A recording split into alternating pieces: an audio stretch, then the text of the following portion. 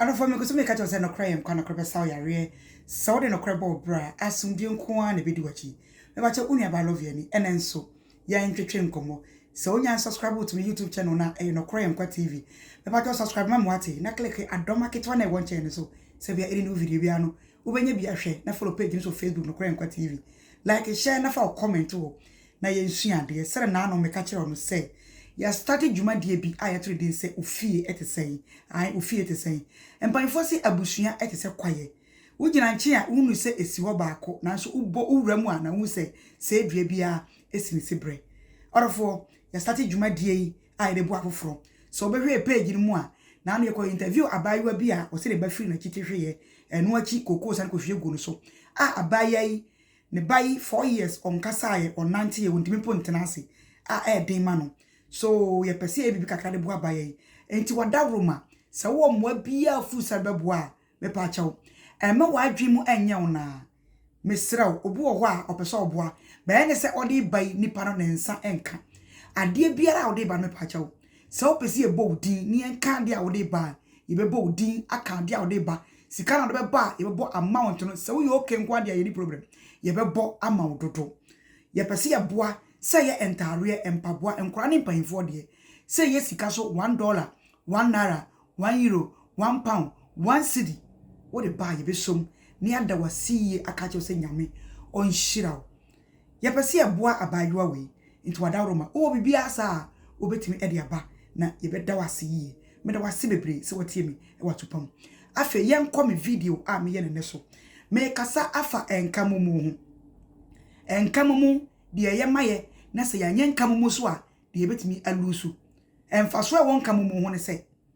mo kabo mu atere mpanfo kan se e prayo we se ye kabo mu a emu na mu uyi ba kopa bebu no tie de wo kuro bi so a omusi hene na kuro mo force omu mpa hene no 70% ejina fa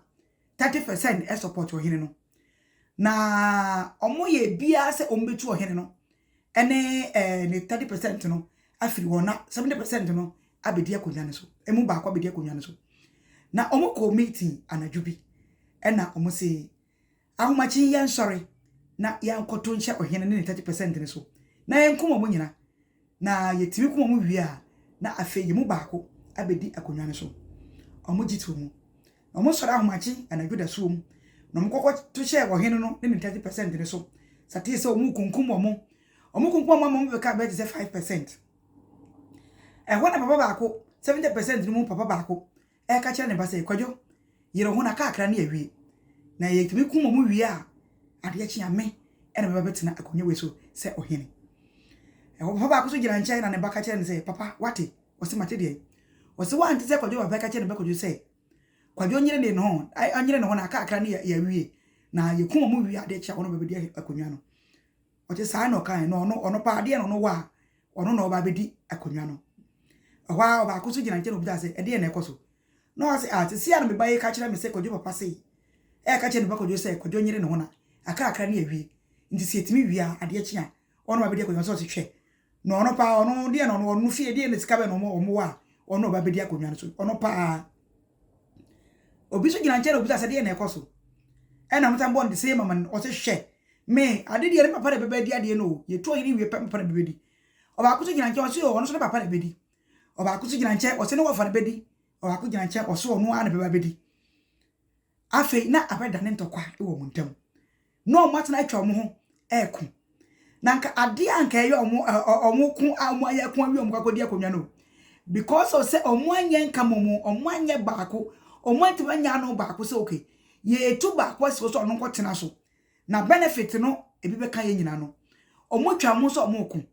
e wo ohene no omo ni ba omo so no na ohene ne nkrofo 5% na ka no atimi atwia fa so akonka omo nyina ema ahenie no ebo omo nyina orofo ede na wusua afiri ade we mu se abusua muti abusua mu na se mu anyanka mu a yesi otwen bebre bombofo so bebre de onya ska abusua no bebre de wanya ska so bebre obi wo se abusua bi wo ho a obi timi yare tena abusua no na onya hwefo sa bonten so ni bi a meso ni mu a wa hwa nipa no de aho kire na yare no bewu abre abusuafo no bi te wa omo sika ngometimi abo odi entia enka momu ni odo asomdue eni abusua no abusua bi wo ho obi ho teme kire no abusua no matre point de one na yire ne ma ananpo de ono mpo ne ma impo ono nkwanpo ade obedi no e de ma no de obehye ye de ma no ba bi obeda mpo ye de ma no enso na abusuafo no binim go bidi entia enka momu a eni fie wontia onuado abusua do a eni fie wontia na sansem we sade we dodo na ya na firi papa a woda abusua no abusua pan no da abusua no maame bi oda abusua no ofa bi otie abusua no se wanka mofrai abusua a mom baako na oye pesamenkuminya ana oye nyiyimu ope we asem sini bi na oni we edi baako kokonsa na oni we ka we ho asem na oka ko ba bi a ebe benefit na hwe abusua no bebre ama bia kan de ono kura se owo sika nyina me ka we a kire papa bia wo da busua no me ka we a kire ofa bia da busua no me ka we a kire soa bia da busua no me ka we a kire abusua panyini bia da busua no se try so be ka wo busua e de abom try so be kasa kire wo busua mo fa done koro ye entena ase abusua bi wo wura mu a e din na e mobo abusua bi wo wura mu a e din na e ya sa nipa 70% mo kotwe fa nipa 30% se wenkanya adwuma kanya de den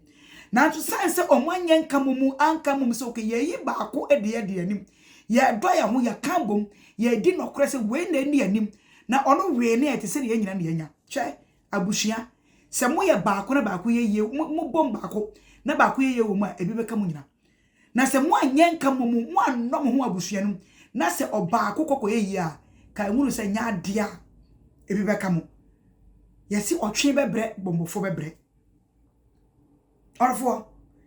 se eya adwuma bi na wukom na kowura adwuma no ma try say woni adwuma foro nyina ebeye baako menko wo obi asese yen twe no entofom yen nyini mfiri adwuma no yen nyini mfiri ne position orfo se wukọ na wani gise nipa we ne position na wanyani enti menso so maba na me ya adwuma ni de me pa nyina se bosom so ne yentwa meka e de so me ba nyina montem obe wo obi hono wa hwere be ende obse wumum ne yesa ka wafred no mo sa wo yesofo panyini na oda asore ano a try sa wo ne wa asore osofo nketwa wa asore ma o elders o deacons wo ne asore ma ne nyina ebe fa adwen ye riska we ko tonkonwa ye riska we ko yesei sa mo fa adwen bomu a menyini sa asore ba bi akotene ba bi akwa di sofo ne na yire atem menyini sa sofo ketwa bi an na yire ba akotene ba bi di sofo panyini asem firisen nkamomu e wa asore no monim dia modi musika se moye monim ntotoye e da so de so obi atirimu eye fa obi atirimu etene no orofo yan try ne nhwe ne bi ye se bible mpaka se senke betimi a ka ene nipa nyina ntira e wasumdue mu mini se se nyina tira se wasumdue mu obi hu kire na ye betima yi ntoboa ne de boa nipa no hwe se wakọ han dan bimpo wo bo se wo no obi tifio wo ne nkasa da bia ntokwa sister wan hwa obeja obaket wo ho asore obeba no na ebie bibia ye oba no do na so na wo neba ana wo fie ni bia onete fie ho no na ote wo hwe de entia munni nka momu wo fie ho munni odo wa fie ho munni asumdue wo fie ho mote fie ho mo ya aka mote fie ho mo nka obini ne nuanam ti fie asumdue ni omuntam ne nua ba eti fie no na etwe manso ne nua ba eti fie obi ni sister ba ti fie obi ne wofa ba ne ante ba ne maame nua ba ne papa nua ba na one na etwe manso ono ankasa ne nua ketwa ne nua panyini na one na etwe manso me se wotwen obebre obombofo so bebre se mo ansua se tena se ye tena e won kamomu ye de odo na etena se akorofo me se de otwen obebre obombofo so bebre ye nsua se de odo ne koro ye betena se ne ye ho kire ya ye nyamwa se ye se mo tu ya ye nyobi agina ye chi woti fie mu na wo no obi yaka na wo ma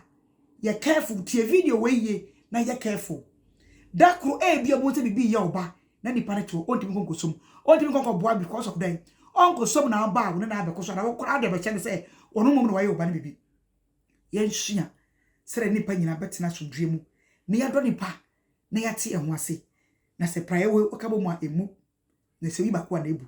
se nka nipa 70% no mo ya adwen ba ko eno mo call ya of course betimi adi nkunim firi se omo anye adwe ba ko ntino nipa 70% ama 5% aba betwa from so de ntia no koradie antino muntam enkamom ama muntam omo antimi anye dai anye ba ko omu yi pride ba ko pe enti na ne bu easy ye bu yere timi bu orofo hwe me fi video mu video be si ya ne be si ato aso so ne video hu like share for comment o na subscribe on YouTube na Kwenkwa TV ne yensu ade me de wasi bebre se wa yesa